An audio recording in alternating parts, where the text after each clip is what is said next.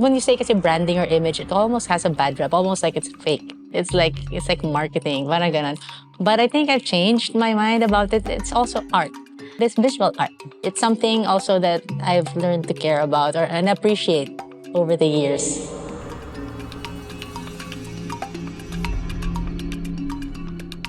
Rock City. Yeah, there's definitely a music scene now. Back when I was growing up, there was really like not many places to be a musician. So I actually grew up in a musical family. Like everybody, like my lolo lola would, play instruments, and all their children, like my mom and all her siblings, they had a band, and they would write songs and play in church like every Sunday. But then music is really just a hobby for everybody there because there's no scene. There's no, or even yung pagiging artist, parang hindi siya ano ba, work, parang ganon. But all of my family are artists. I want to ask you about your 25th anniversary show sa 123 Block. Because there's a photo that I saw you're using a electric kudyapi ba yun? Yeah, kudyapi. It has many names. It depends on where you are in the Philippines. What do you call So that it? particular one is from, if I'm not mistaken, North Cotabato, and I think it's called a kuglong. Or a kudlong. Okay. Kudlong, yeah. Could you tell me more about that instrument? Yeah, so I would just see Joey Ayala, playing that. And one time we had a gig together. It was a fat gig. We had this. Wait, I don't know if we did the gig together. If we had the part of the show where we all played together, or we just happened to be in the same rehearsal space. Parang ganon. So I'm always interested in that instrument. So lumapit lang ako sa kanya, Sir Joey, ganyan, parang patry naman niya. Can you show me how that works? And then so he was like teaching me, like, you're not supposed to press on the frets, but you're supposed to press in the like middle part. So ganyan, showing me how to do it. And then I was like, so I got to try it. And then he just said, may isa pa ako dun sa bahay. Ampunin mo na. He's so sweet. So actually, I have a lot of Joey Ayala stories. Oh, nice. How sweet he's been, like, through the years, like since I started. But yeah, and then we had another gig together, and so yeah, he brought it, and then he brought it and gave it to me backstage, and so there I've been since then. I was trying to incorporate it into our music, learning how to. I really love it. It has a unique sound. And yeah, parang ibang, syempre pag new instrument din, parang creatively, it gives you a new, avenue to explore. And it's electric also, so was it retrofitted? Mang Max, he's a local engineer, like who works on guitars a lot, and I asked him to make a pickup. So he handmade those pickups, and he put even like parang may alibata pa siyang sinulat doon. Yeah. Kasi it wasn't electric when I got it. And then he put pickups and the knobs and everything. Our music writer, Elijah, who's sitting there, he's dying to know your favorite guitar pedal. So okay, I was like a pedal head for a few years there. It started with my brother-in-law and also my bandmate, Karel. Because at one point, I started with like Boss pedals. Like when I started gigging in '96, I had like two of them, and then it became 3, and then it became 5. And it was like a Boss pedal, like pedal board. And then like around mga 2006, I was like, Karel, I'm so bored. I'm so bored with this. I'm so bored with my guitar sound. Is there anything else out there? And so this was before, wala pa I didn't know that there was an entire world of like pedal heads, that there's just like, and that parang the age of like technology and guitar, was about to, was happening. I was out of the loop.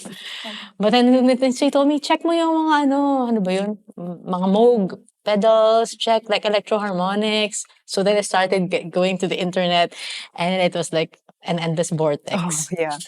And then every day I would wake up, and the first thing I do is like go to the forums to see what new pedal is out there. And it like lasted for, I don't know, maybe 4 years, 5 years. I was like just A-Bing all the pedals. like I'd buy this pedal, I'd compare it, and then I would try it, and then It was addicting. And So they call it gear lust, I think. yeah, or gas, Yes, exactly. gear acquisition syndrome. Yes, exactly. Yeah, because a part of it, honestly, is like shopping addiction. Because it's like there's that boost, there's that happy like dopamine, diba, that you get from like And then you use it and you're like, oh, like, yeah. And it's like I'm so excited, like waiting for it, and then finally I'd bring it to the gig, and it's like, oh, it didn't work. But I have to sell it, so then I'd sell it, and then and then sorry, I didn't even answer your question, but then, so later on, like, I don't know how many years, mga 4, I don't know if it was 5 years, 4 years, but I had to stop. I had to like cold turkey, but I gotta end this cycle of like, I keep buying new pedals, but I keep ending up with my favorite one. Like, for example, like the Blues Driver, the Boss Blues Driver. I've had that since, I don't know, 2000 and whatever, 2, maybe 3, basta ganon. And I bought other pedals, but now the Blues Driver is still on my board. so is that your favorite one? It would be, yeah, it would be one of my most dependable ones. And then there's another pedal that came into my life. Ganun ka-poetic. Ganun ka-important siya sa akin. In 2018, maybe 2017, it's a pedal called the Zoya. Okay. So What does it sound like? it's a computer. Oh, okay. It's a computer modular it's like a modular system. So you know those things with like this whole rack, those wall with all the cables yes, like yes. that. So it's all of that condensed into a pedal. Wow. So you can build anything, any pedal, yeah, you can think of. And then there's a community online of people who use it. And if I build something, I can upload it and then you can just download it in your. So yeah, so that kind of really ended my gas as well. Like kasi parang if there's a new thing, like new interesting thing that comes out, like somebody has a crazy idea, like somebody will build it in the Zoya and you can just upload it on yours, like in a week. Parang That's so ganun. I mean, in interesting. the same day. So yeah, so now and I've tried to. It became my pandemic. The pandemic happened right when right after I got it. So I had so much time to learn it and play with it. So I've had a gig. I've done a gig where there are rare gigs and I don't have my band with me, but then I still want to make it interesting. But I'm just more interesting. I could have an acoustic set up sometimes. But then anyway, I've done a gig where I brought just that and did all the distortion, delays, all the pedal board sounds were in there. But there's also a piano sound in there, so I would just get a controller and I would control that, like, and then play the piano using its sounds. And then I also have a backing track, like a drum and bass that's being played from there as well. You've often referenced bands like Guns N' Roses, Skid Row, Bon Jovi. Yeah, because that was I was in high school. Exactly. And that was the first time like I found music that I really like loved and yeah, so exciting to me. Yeah. for sure. And arguably, and you can correct me if I'm wrong, like the sound that you were experimenting with and the music that you were making in the 90s and 2000s when you were coming up is quite different from these artists. It's only because I can't sing like Axl Rose. If I could, I would have. I was gonna ask, like, how do you make sense of that? Like the musical influences that you grew up in rock music and the music that you ended up making. I think it's more like, so diba, growing up in a musical family, right? So I fell in love with guitar before music. I just loved how it felt in my hands. I loved playing it. I played it every day. I didn't have a favorite band or favorite song. I just had a favorite instrument. Just the guitar. I just played anything. And so then I got into glam rock, like the early Bon Jovi, and then the mga Skid Row and all those bands. Because it was, I would see Guns N' Roses videos and it would be so exciting, like their concerts. I'd be like, I want to do that. That's so much fun. Parang ganun lang siya. But then I would write songs, but I wouldn't write that style of songs. Parang, I don't know. I like the whole thing, like the whole scene, not just No, but I was really moved by their music. I loved it, but I didn't really think. But I didn't. It didn't make me want to write like them. I don't know. I just wanted to just do what they did. Siguro ganun. It was later on that I found somewhere. It was artists like Alanis Morissette, Jewel, and then later on Joni Mitchell. Parang yung idols mo, nakita mo kung sino yung idols din nila, right? Mga ganun. Tori Amos, all these artists that somehow, parang doon ko nahanap siguro yung songwriting voice ko, na parang, I can kind of sound, parang I feel like that can be something I can explore in terms of songwriting and singing. So, ayun, I think that's kind of what influenced my writing talaga early on. It's interesting that you bring up Alanis Morissette, because when I was listening to your new album, the way that I described it is it's like Really? Alanis Morissette meets MGMT Oracular Spectacular from the 2000s and Bjork when she made Telegram. So parang those were the sounds that stood out to me. Wow. So like I must be there deep in my subconscious, because I really ate up those songs when I was young. I was in college when those when I was into Bjork as well. I was so into her music. Did you grow up listening to Christian music, like Christian rock? No. Not at all. I grew up in Rojas City, in barangay Kulasi, which is at the edge of Rojas City by the port, by the sea. Like if you go out of my house, you can see the boats. It's right there. So that means it was far from the city center. Yeah, I didn't have access to a lot of the things that people who live here. Right. I didn't grow up to Sesame Street, even if Sesame Street was already around, or TV. So whatever influences that I had was my parents, my mom. She Barbra Streisand and the Beatles, and but then it wasn't Christian rock. There was no Christian rock.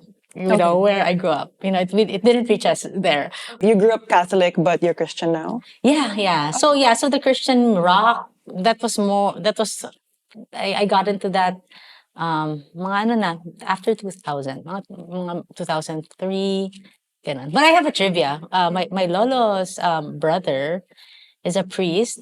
His name is Father Eddie Montiveros. He wrote some of the Catholic mass songs that that are still being sung today. Oh. Like the Sa Ama Namin. And then Pananagutan. I don't know if you know that. Yeah. Yung lahat, he wrote that. Oh, cool. Yeah. So that's why his brother, who's my lolo, also would write songs for church. Doon naman sa Rojas. So That's so yun yung Christian music background ko. It's really like acoustic guitar. Yeah.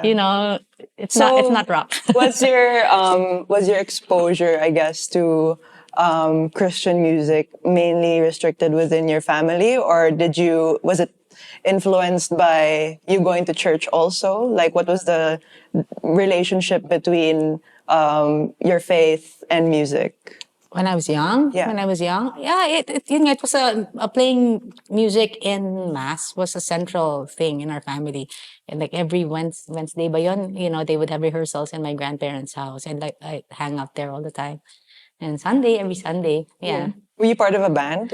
No, that was my first band. With your family, that's so cute. They let me join. At first, I was I don't know if you guys maybe you wouldn't know, the acetate projector. Did you, abutan mo ba yun? Yung ganun. Ang ganyan. That was my acetate, right? I was an acetate projector girl. That was my first job in our choir. So I'd be there in the front, For the lyrics? Or? For the lyrics of the song, Nice. so that the people can sing along. And then, when I was grade 5, I learned guitar, and so I got the gig. My lola allowed me to play with them, so I would play guitar. My mom played guitar, and my lola played the keyboard. So I joined them, for a few. Sometimes, I played guitar. So that was my first band. Oh.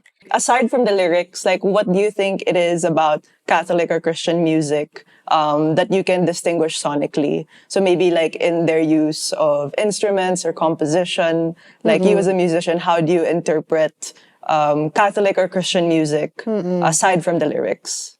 Well, it has to be simple and singable, I think. Because I've had experience also writing with Victory Worship, which is the church that I go to, and parang, of course, so there's a balance. Like, you want to be creative, you want to be, free, but at the same time, you also are aware that you're not writing these songs just for you, but you want to be able to parang you want to use them to help people, like, worship together. So you have that in mind.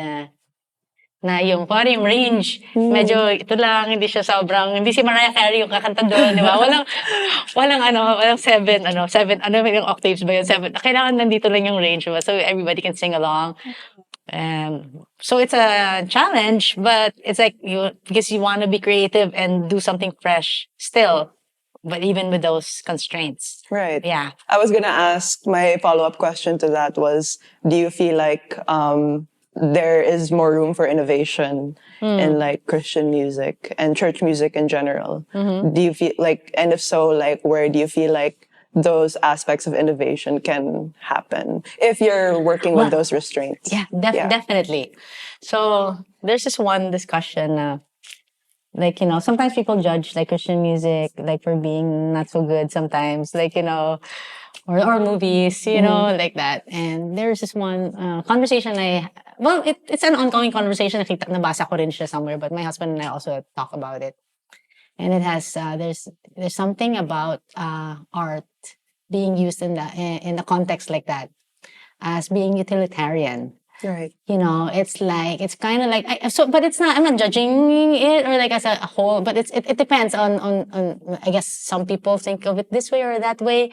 But I guess you could see it, observe it, that it does happen. Yun nga, the utilitarian meaning, like, hey, let's write a song because we want to do it for this purpose.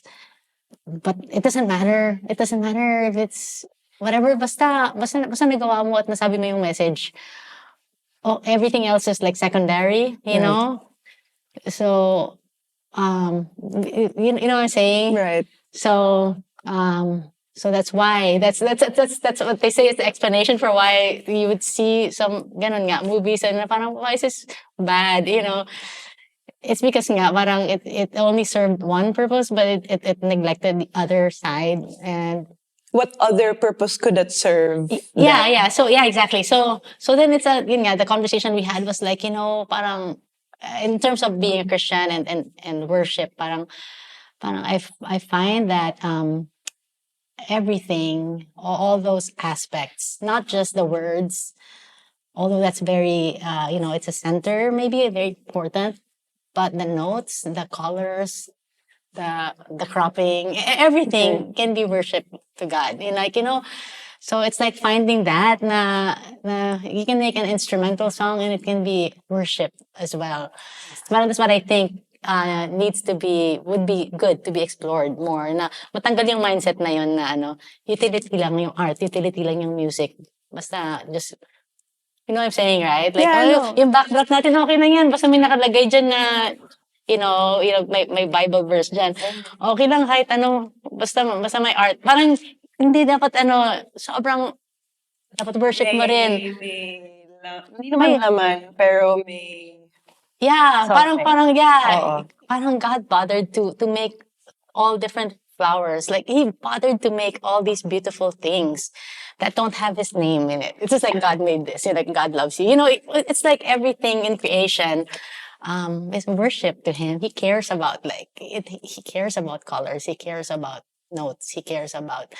So, yun lang, parang, I hope you know what I'm trying to say. It's a really interesting perspective just because to describe the restrictions of Christian music like that and having to balance between having people worship but also to convey this message that kasi yung art is like almost, it's subjective in a way.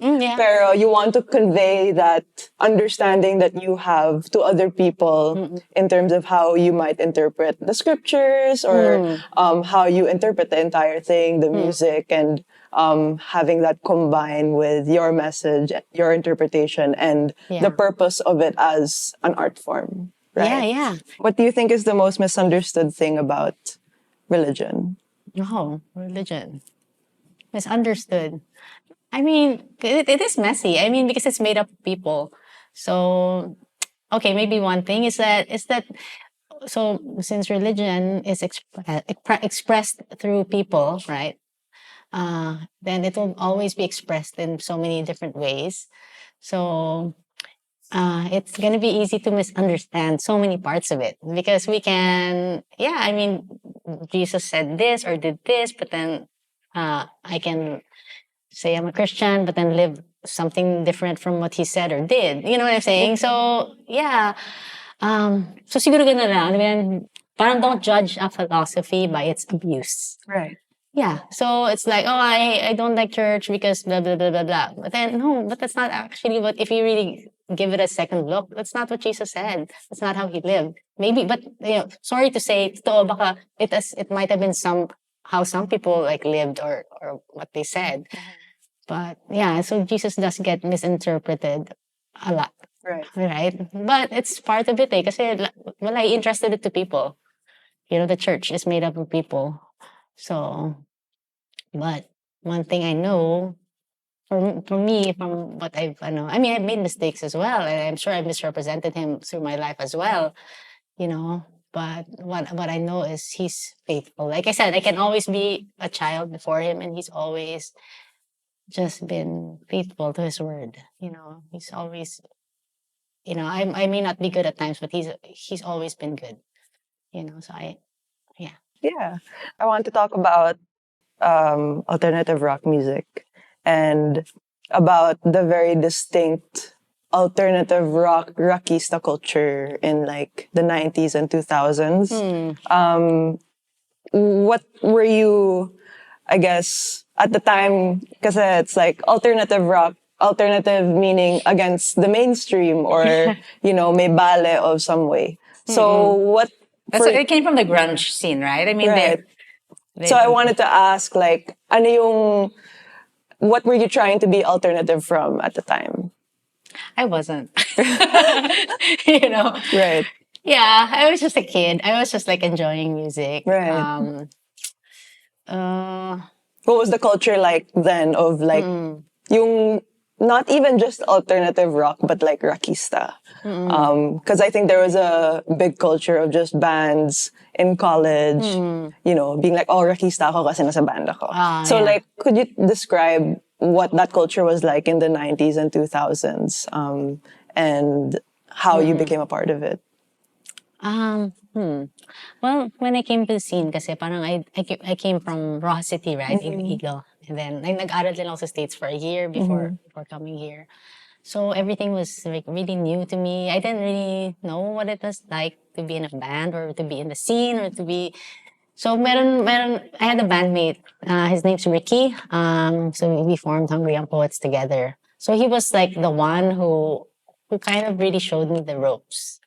Like, this is how you make a demo. Let's make a demo. Let's send it to the record labels. Let's try to play in this bar, you know. So, yeah, in terms of being in the scene or being a rakista, parang hindi ko siya masyadong iniisip kung ano bang susuotin ko, ano ba. Nakikita ko lang ito sinusuot ni Kurt Cobain. Sige, susuot din ako niyan. Yeah. Ganun lang ako simple. Because when I read articles about you, people always say, oh yeah, like she's going to her roots in alternative rock. And I was curious to know, like, what was it you were trying to be alternative from? Yeah, but yeah. I can imagine that as a kid. I just did it. Yeah, right. It wasn't really something that you do on purpose. I mean, if you do it on purpose, it would be weird. Yeah. It's like, I'm alternative. Like, no, you just go do it. And then, yeah. I was just, I was in college, but I loved like writing songs. So accounting class, I would be writing songs. So maybe that's a bit alternative because I was Not supposed to listening in class is alternative. Listening in class. Yeah, it wasn't really. Yeah, it wasn't trying to rebel. I mean, maybe it would seem that I did some rebellious things, but I wasn't really trying to rebel. I was just trying to just follow my interests, and if it was maybe a bit different from other people at the time, maybe that's why now. But I don't think. 'Cause I feel like I had a safe space in my family to be myself. Like my parents were always supportive of me making music, and and they also gave me a lot of like room. It was my thing. They didn't meddle with anything. Like my mom, she's so cool. Kaya nga, she was in a band. She wasn't into Guns N' Roses, but she was just like, sure, I'll play bass. Sure, I'll play Sweet Child of Mine with you. It was just, she just wanted to be in my world. So yeah, so I felt like music was that one thing that was my own. Yeah, so Do you feel like, you've been in the industry for so long, yung rakista noon seems a lot more rare now. would you Meron- say why would you say? I'm not sure. I think it was Is the it the look? lifestyle. Is It's it the the look? lifestyle. Lifestyle. Yeah. Like you mean drinking? Is like that? Just like the rock star, the archetypal rock star that's in my mind. like partying? Is that? I mean, what does that look? I mean, I'm really curious. So I Right. can like what did you I mean? think there's just a lot more fragmentation when it comes to genres, where in which the lifestyle that it used to lend itself isn't as apparent now. So, like the glam rock or the hard rock. I just wanted to know, like, do you feel like there's still that archetypal rock star that you grew up with? Okay, yeah. So I think hindi ko na yata naabutan yun eh. Yung tsaka maybe because also being a girl, parang naging iba yung experience ko. Right. Hindi ako yun nga, like the people I looked up to, like Guns N' Roses, they would party, they would trash hotels, yung mga ganun, di ba? Hindi yun yung naging experience ko. It May was really, persona din in my head. di ba? Na Oo. parang gano'n. Hindi naman kasi kami gano'n. Parang, we're really just serious about, we just like music. Right. And, of course, andun din kami, nag-party rin, ganyan. Pero hindi yun yung naging central sa music making namin. But if there's one thing na I think described that, which feeling ko nga hindi siya lumayo. Parang now more so nakikita ko yung spirit na yun, the rock and roll as what it looks like to me back then, mas prevalent siya ngayon. In the way that we felt free to express, to experiment, to be different. Maybe, again, not trying to be different, but just to be yourself. Right. Like, kasi you would hear people like, kailangan ganito. Kailangan ganito yung may songs kayo para lalabas kayo sa TV. Kailangan ganito hiningi nilang sound. Before parang kailangan mo medyo rebelde ka pa para to fight for what you really want, and you'd have to like haggle with a label to get the song that you want. So being a rakista, I think is that is fighting for the music that you believe in, ganun. Sa akin yun yung meaning niya. And ngayon nakikita ko sobrang everybody's doing that na.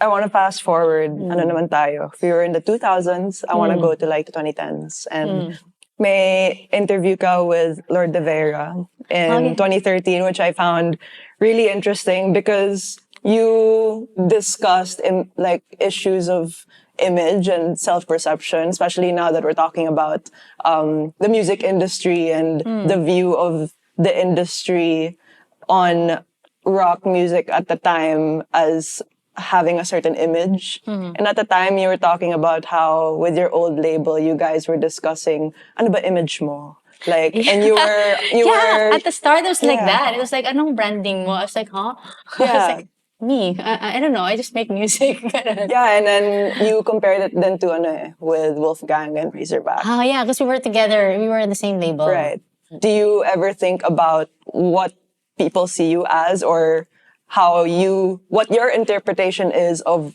people's interpretation of you? Okay, I think maybe it's changed na rin over the years because I do get that because being primarily a musician means that's really mostly all I care about, right? Like how something sounds, Right. Like when I listen on music on a CD or on the streaming platforms, I'm not watching anything. I'm just hearing something, right? You hear first before you see anything. Yeah, and right. that's what really moves me. It's what I hear. So the tendency is just to care about that. But I do know, like over time, like that. Parang kasi when you say kasi branding or image, it almost has a bad rep, almost like it's fake, right? It's like marketing, parang ganon. But I think I've changed my mind about it. It's also art. Right. right? This visual art. So it's something that you can also use in your music, like how you maybe present your on your album cover, or how you guys dress, or how how your setup looks on stage. It's something also that I've learned to care about or and appreciate over the years, na okay na siya, hindi siya fake to care about that. It's also cool. It's fun. Yeah. Yeah. So yeah, pero but yun nga, when I was younger, baffled talaga ako kasi I didn't care about any of those things. Yeah. So Like, it's I like, don't care about my I image. was like, what do you Why? mean? Because I didn't know, Right. I didn't know. So Okay. I just like music. So I guess now that you have this sort of renewed perspective on brand and image, and looking back at your music and your career, like what do you think is like the red thread that cuts across your music? It's because it's like maybe, and I encounter this with a lot of artists, like a theme might come back later in their life that had been there all along. And I feel like me as a creative person also and as a writer, there are certain Easter eggs that you find in your life that keep coming back. So for you, like what do you think that is? Well, it might have to do with relationships Right. and yeah, love. But as cheesy as it sounds, but like searching for it, like seeing it evolve, parang ganun. Um, like recently, this last album, like that we uh, made me remember what it was like to be a writer when in my teens. Because I the reason I just remembered now, like how I wrote, like because the reason I wrote, I would just write lots of songs. I would before we made a record, with the label and everything. I already made a couple tapes in my house because I just wrote a lot. I had so much to say, so much to process emotionally. I just felt like it was just ano ba yan, working of just my emotions, and parang ang dali magsulat kasi ang dami kong gustong sabihin. And those first albums, like Hungry and Poets, Barbie albums, it also felt like that. Parang just going through different seasons in my life. Parang dami kong na-express. And then, later on, syempre, trabaho mo na rin siya, pagiging songwriter. So, dadaan ka dun sa writer's block. Parang ano nga ba? Parang, paano nga ba magsulat? Parang, mag-learn ka. You try to learn from others. Like, oh, sige, mag-ano ka, isip ka lang ng scenario, or start with that title, or whatever tips and tricks they have for writing songs. You try to learn it. And yeah, so you can keep making songs because, that's your job. And it's fun. It is fun. It is really fun. But then, I guess blessing na rin siya na, yun nga, it happened with this album. I mean, kahit na, yun nga, emotionally, medyo ano siya, challenging, but blessing na rin that I got to experience writing that way again. Na, okay, ganito pala ako magsulat dati.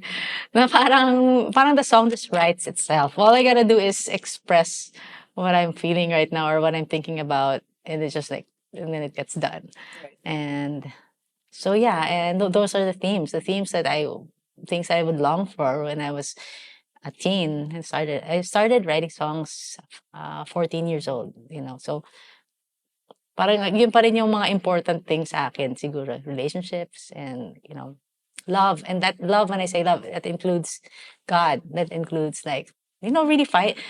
Parang kung ano yung sinisik ng soul ko, di ba? Sa buhay, parang gano'n. Nahanap ko sa kanya, nahanap ko sa mga tao. Ganon. Yun pa rin yung ano. It's a nice definition of love, yung hinahanap ng soul mo. Yeah. Hindi ka talaga, ako, parang, yun nga, di ba, dumaan na nga ako dun sabi mo nga, sa rock and roll, sa partying, sa feeling ko noon, free naman ako to explore whatever I wanted, when I was young. Pero laging may hinahanap yung soul ko. Parang ganon. So doon pa rin, doon umiikot din yung journey, yung mga songs. So something that I also want to ask is, in terms of brand, image, and red threads, you've clearly like leaned into your femininity, like whether that's your track Fire Woman or How would you say? Why would you say that? I mean, in what way? well, I guess just like the fact that you've made the central subject of that song you being a woman. Oh, okay.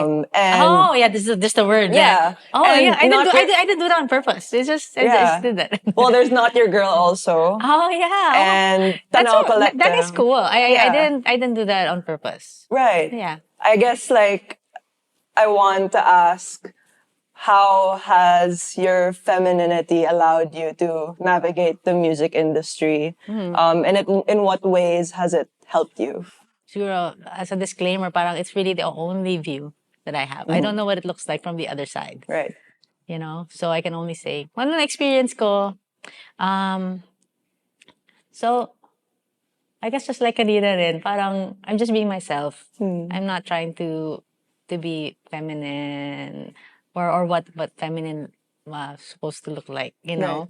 But with Tanaw Collective, Yeah. obviously you're all women. Yeah. And Yeah, we just love each other. We're just like, we yeah, just have so many, yeah, so we just have so many things in common. And I just found friends, you right. know, that I really love. And yeah, like parang just doing life together, walking together. Siguro, ano, medyo off topic lang ng konti. Kasi people will always ask me about that. Like, Sure. what's the scene like being a girl? Yeah. Ganyan. Iba-iba siguro experience ng bawat tao. And you always have different kinds of good and bad experiences, di ba? How people, sometimes one or two people would like, say something bad about you being a girl. Like, oh, you play good for a girl. All those like things like that. But generally, my experience, especially with the people close to me, around me, has been good. Like, because my bandmates have always treated me well, like as an equal. I've never felt like, you know, hindi ka kasali kasi girl ka or you're not, hindi ka kasali sa conversation or whatever. I've always been blessed na, kasi most of my bandmates, except for Tanaw nga, but you know, I would perform with guys. I would be, you know, okay, okay naman. And I get my own room every time. In our gigs. Those are the Sila perks. tabi-tabi sila sa hotel. Ako palaging own room. You know. Do you feel So, like, you know, I mean, I have the same experience. Like, I think throughout most of my career, the people that I've been surrounded by have helped me with my creativity. But there's just something, and I'm realizing this only at this part in my life. I'm turning 30. There's just a different energy when I'm working with a group of women. oh yeah. Yeah. It's I mean, we are unique. I mean, you know, we're same for me, you know, same value, same you know, we have a lot of being humans, right? And a lot of similarities, but there is, aside from, you know, biologically being different, but it's also something very different Yeah. within us that, yeah, that we parang daming connections na pwedeng mangyari na among friends, among women as well. And you know, one of the songs that I wrote in the new album is called Platonic. I love that song. Thank you, thank you. And it's actually my good friend Kichi Nadal who was like who inspired me to with that title. It was a conversation we had, and she was like talking about, you know, talking about love, talking about friendship, and about like being platonic and ganyan ganyan. Yeah. After our conversation, I wrote that song. And ano, okay na ba if I talk about this? Go, Like, go yeah, ahead, just yeah. sobrang close siya sa heart ko, yung topic na yan. Kasi since talking about Tanaw Collective nga and being like, you know, having close friends, you know, parang, like, sa season sa life ko ngayon, parang sobrang, I'm so crazy about the topic, about friendship and really finding people that you love so much. And sometimes, you can have a lot of friends. Well, maybe not a lot, a whole lot, a couple, maybe 5, 4, ganyan lang. Um, uh, just friendships, but are deep, you know? I think underrated ang friendships in the way that we Sobra, view sobra, relationships. sobra, I think sobra. for me, like ending a friendship is so much harder than A ending a relationship. romantic relationship. No, here's the thing. Okay. Here's the thing. I feel like, I mean, romance is very important. I mean, none of us would be here if without romance. It's Right. definitely an important part of life, right? But somehow it's also kind of also, hindi naman sa overhype, pero it's like we're bombarded with like, you're a teen, parang yun na agad yung gusto mong, parang I'm lonely, so I wanna be in a relationship. Parang ganun, di Right. ba? Oo. I love this person. Why you love this person? You connect. Parang feeling mo yung only ending nito dahil sobrang mahal mo yung tao. Kailangan relationship agad. Parang ganon. So, I don't know if I'm just rambling, but kasi pag ganun kasi yung mindset, right? It's like you love this person, so then you get to a relationship. That's your favorite person, right? It's like, I'm so happy that you're in this world. Suddenly the world is so beautiful because you're in it, right? I love you so much, right? So yeah, let's get into a relationship. And then somehow it doesn't work out, right? And then it's okay, well, let's be friends. Let's continue being friends. And then you have a new relationship. But since that's your ex now, your new relationship wants you like, oh, you can't be friends with your ex. Yeah, right. Right? So then you lose that like beautiful relationship because you wanted it to be a romance. And then I don't know, but for some people it happens over and over and over. And in the end, like all the people that you really love are not in your life anymore. Like you lost them all. It's so sad, right? I mean, It's so sad. It's sad. Yeah. But so it makes me rethink that thing na parang baka pwede hindi naman lahat ng sobrang love mo ay kailangan mo maging ka-relationship. Parang pwede bang love lang? Pwede bang ano? Parang it's like it's a different thing. Like marrying someone is like another thing. But you can love. I just feel like it's so important to me now because I feel like, we can be lonely because we feel like, yun nga, na the only way to have a, a deep relationship is romance. But I feel like we all have so many chances of finding real friends and basta, yung that part of our heart that's like longing for that. It's What the soul is looking for. yeah, the soul. We need it. Yeah. We need friends. We need people who really love us deeply. And even going back to the Bible, if that's okay. I mean, there's like David and Jonathan, Ruth and Naomi, and Jesus. Jesus, Jesus, like when Lazarus, his friend Lazarus died, he wept. He's like, and he was weeping with his sisters. I don't think it was like out of duty, right? When he said like to love is to parang something like the greatest love or something like that is like to die for your friends, something like that. I don't think he was doing that out of duty. He wasn't saying like be a good soldier and die for your friends. No, it's like He's my love them friend. so much that you love them so much that Yeah. you want to die for them. Like you can love your friends so much. Sorry, I'm so over. I mean, I didn't even know to I- song about it No, because it's so it's so important to sweet. me now, and it's Yeah. like. That's like, I mean, like, we just had Tanaw Collective, but now we're still like, our group chat is still like exploding. And we're like, I love you so much. I love you so much. Mga girls. Like, so kami nila kay Cheese, like, when are you coming back? Yeah. I want to go back next month. Like, we're all like that. I think it's because to have a community outside of maybe the, not naman demands, but there's a certain feeling that comes with like a romantic relationship. And, you could be best friends with your romantic partner, but I think friendship and there's a certain non-judgment that comes with friendship. Yeah, there's no, it has no demands. Right, yeah. Yeah. I was reading this C.S. Lewis book called The Four Loves and talking about that. It's called ano ba? Philia is what he describes. What is that? It's so that's the friendship love. So there's like storge is like the family love, like a mother and a child. It's like a need love. It's like basta biological siya ganyan, and it's important. Like without storge, none of us would be reared. The parents wouldn't love to take care of their baby. So it's a natural part. And then there's the eros, romantic love. Without eros, none of us would be begotten, would be made. Right. So those two are like vital in life for the survival. But then there's another kind, which is philia, which is just friendship. And it's almost a non-essential. We can survive without it. But then we won't really thrive. But we can survive. We'll be alive and we'll grow up. So a lot of people like live without it. So you've been making music for 27 years now, right? 27? Maybe, yeah. Parang professionally, like that, ba? Yeah. Right. And your new album, Not Your Girl, Not That Girl. Not That Yeah, Girl. yeah, yeah. Your new album, Not That Girl, Yeah. is so different from anything that you've made, I feel like. And um, it, like I said, it was like the meeting of, in my interpretation of it, the meeting of like all the decades you had lived by as an artist. I know that it touches on a lot of personal struggles, but did you enter that project knowing sonically what you wanted? No, no. So a lot of it is really Nick Lazaro, who I collaborated with. Um, he's so diligent. Like we started writing together. I mean, writing and working together. He's like, I listened to your entire discography. He's like, I Dapat started lang. from 2000. Ganito.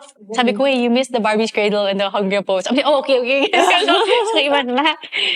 Because he's like, I want to hear, parang he wanted to see what I could be still, that was still me, but at the same time, like maybe something that he think I could explore but haven't. Parang ganon. So I really, props to him talaga na gustong gusto ko. I mean, I love what he did, and it is still a collaboration because we would go back and forth with ideas.